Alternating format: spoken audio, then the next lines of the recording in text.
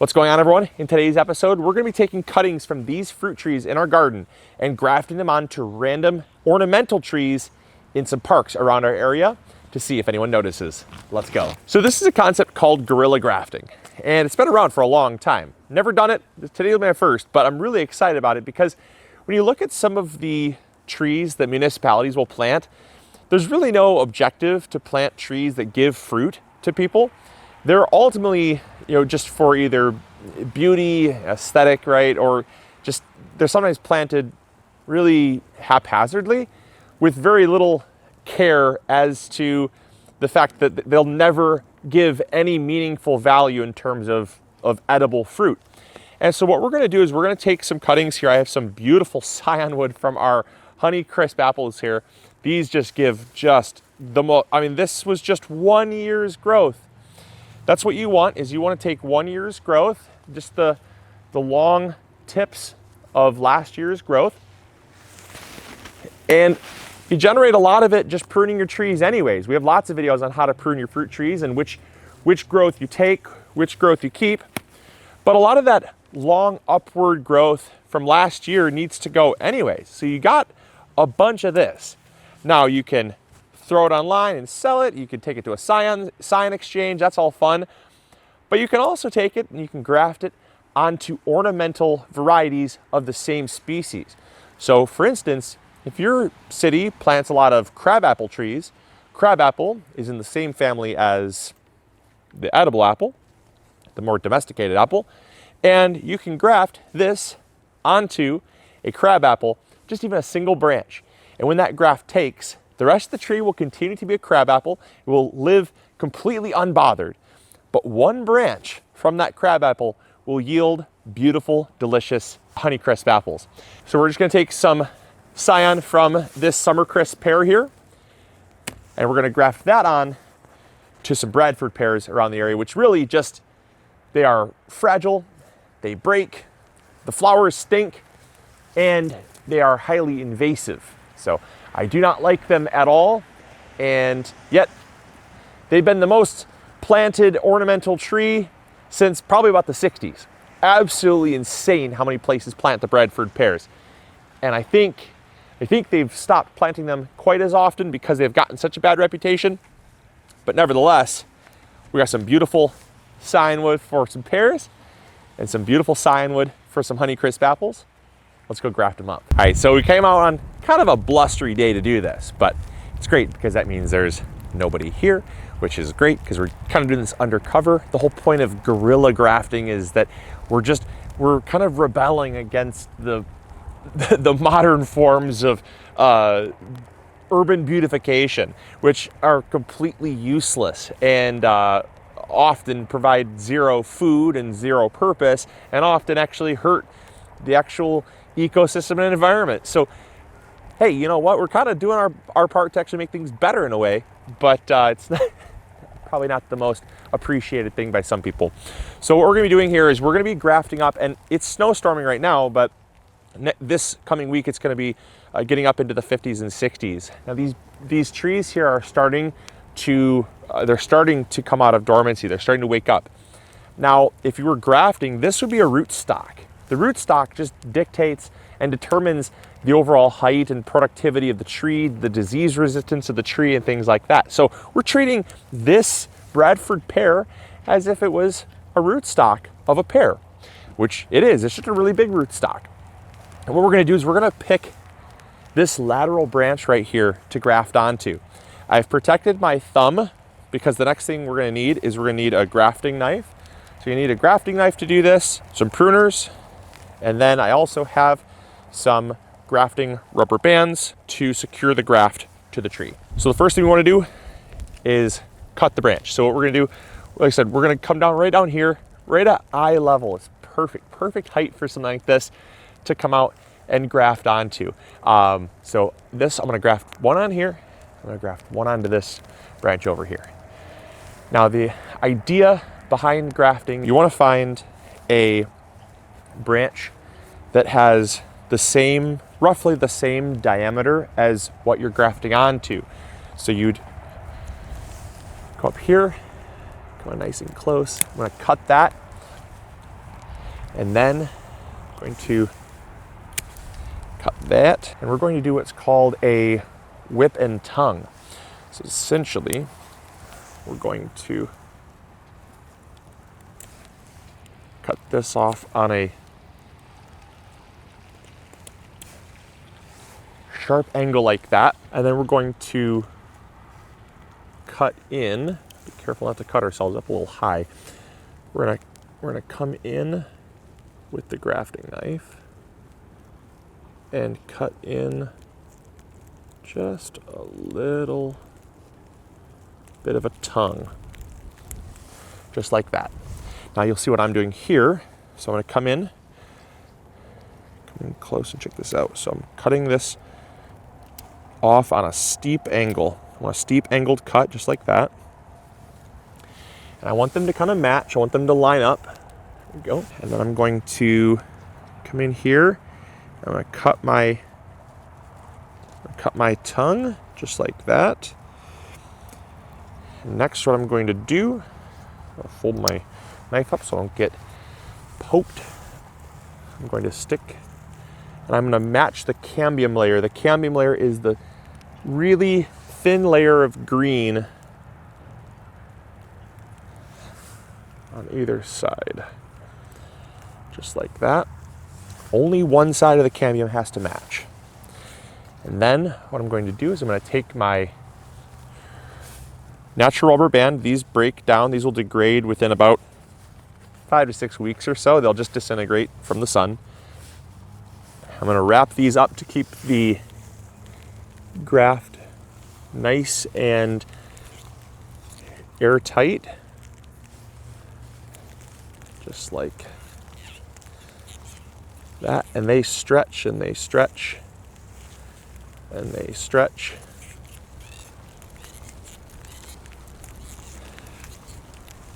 Just like that. Now I'm just going to tie a half hitch knot to hold it in place. And there we go. So now what I can do is I can take my pruners. We don't want to keep all this on here. We're simply going to come up here. We're going to trim it down to just 3 buds. So I can use this to graft onto something else, like the other side of this tree right here. I can graft onto this one. Check this out. So I can go over here, cut that. This is crazy. Take that. Urban planners. Sure. It's be a little easier to cut the tongue this way, just like that. It's always really scary, when you do this, because the likelihood of cutting yourself when you do the tongue is very high. I'm just going to line up just on the inside of this scion. I'm going to line that up with the cambium, even though there's no chance of it ever fully lining up because it's so much thicker. I can line up just the one side, just like that. And come in here and check this out. You see that so it lines up on one side. Just this side lines up absolutely perfectly, but this side, it's real sloppy. That's okay. All we need to do is just line up just this part of the cambium. Just that part of the cambium. It needs to be completely matching. And that's all we need to do to get it to take. And we're gonna wrap it up with some grafting rubber. This is definitely crazy. I'll tell you what, if you guys like this type of thing, make sure to throw a like up there and subscribe, because this probably ranks up there as one of the crazier things that I've ever done. But I was recommended to do this by some viewers that they I asked the audience what people wanted to see, and someone said, I want to see you do something edgy. I said, what do you mean by edgy? I said, I don't know, like guerrilla gardening. So I said, well, I've never done any guerrilla gardening, but this is as close to, it's also so cold my fingers aren't working. This is about as close to guerrilla gardening as you can get. This is, in my opinion, this is more permanent, because you know what? As long as this tree stays healthy, this branch doesn't get cut off by the groundskeepers, it'll stay here and produce pears, edible pears, for generations to come. All right, so there we go. And what's great is everything's dormant right now. So that will give time for this graft to heal up. Give it, a week or two to heal up. And then as this tree breaks dormancy, it's gonna send sap through that cambium into this scion. That's gonna heal. And then that will eventually, the wound will heal over, and that graft will hopefully take. We can usually get about 85 to 90% success rate on our grafts. So by doing 2, it almost guarantees that we're gonna have some pears here in the very near future. And what's awesome is, since this tree's so vigorous and mature, this thing will just grow like crazy.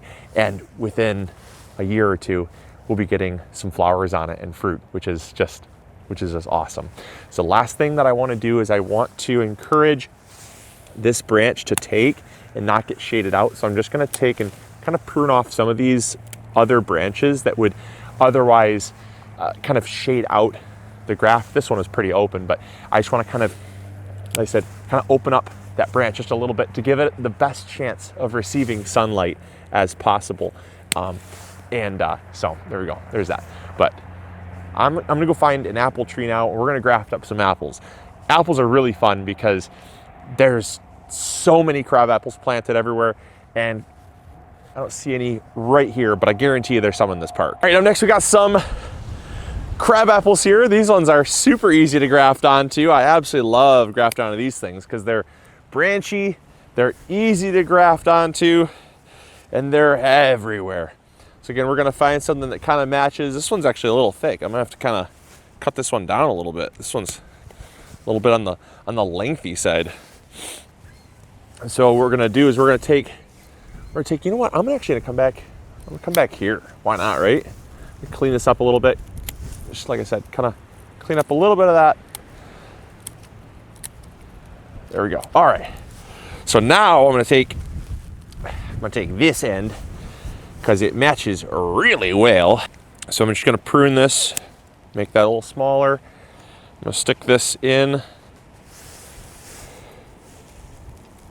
to the root stock, which is the giant crab apple, just like that.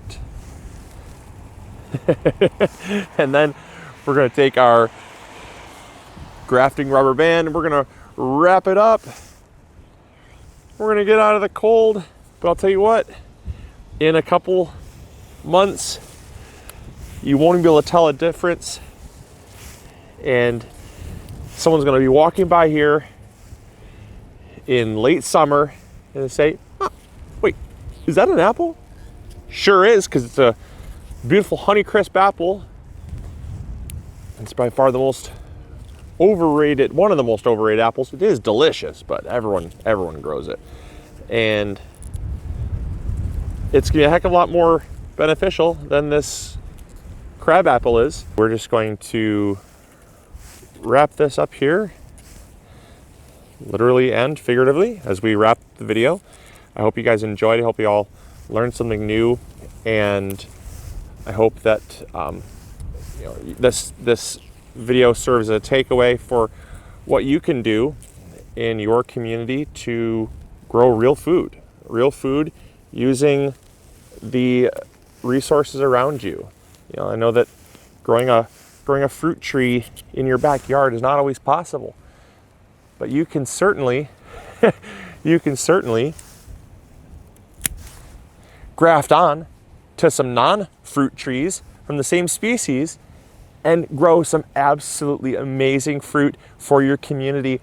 People that are less fortunate, the homeless, imagine being hungry, not wondering where your next meal is going to come from. You're walking through a park. Lots of homeless people sadly sleep and live in parks. They're walking through and they say, that's an apple for me. And that just is such a cool concept of this, is that we are taking something that was completely pointless and worthless, other than just beautiful in the spring when it's blooming, and we're doing something absolutely incredible with it. So a little bit goes a very long way too. You know, these scion sticks, you can graft 5, 10 trees with a single twig like that. So I hope you will, like I said, I hope you'll check it out and give it a shot. Try it on your own fruit trees, even around your house if you want. Very simple. You don't have to go to a park to do it. Just try it at your house even.